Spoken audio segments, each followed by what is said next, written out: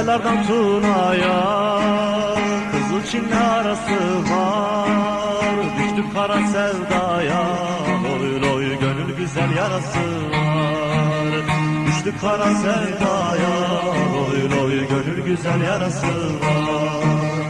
Al bizi de sürürsen, bayrak olan bürürsen, hele durma yürürsen, loy loy daha yolun yarısı var. Hele durma yürürsen, loy loy daha yolun yarısı var.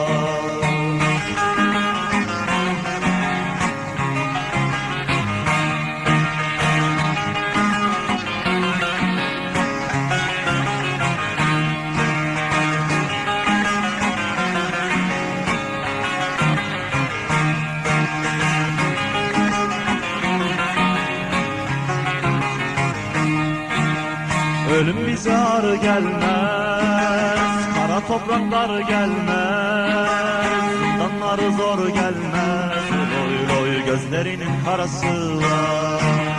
Zindanları zor gelmez, loy loy gözlerinin karası var.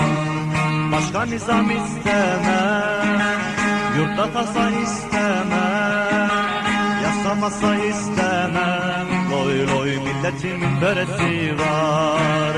Yasamasa istemem, loy loy ulu Türk'ün töresi var.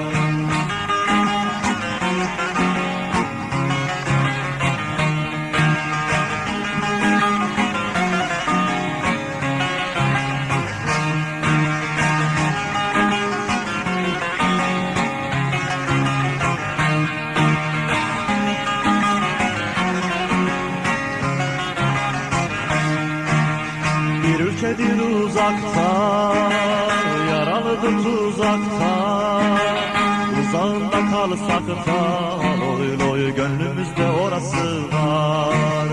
Uzağında kalsak da, loy loy gönüllerde orası var.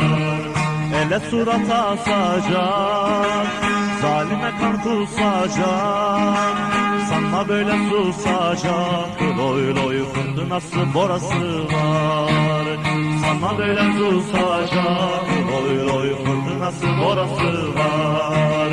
Sanma böyle susacak, loy loy fırtınası borası var. Sanma böyle susacak, loy loy her şeyin bir sırası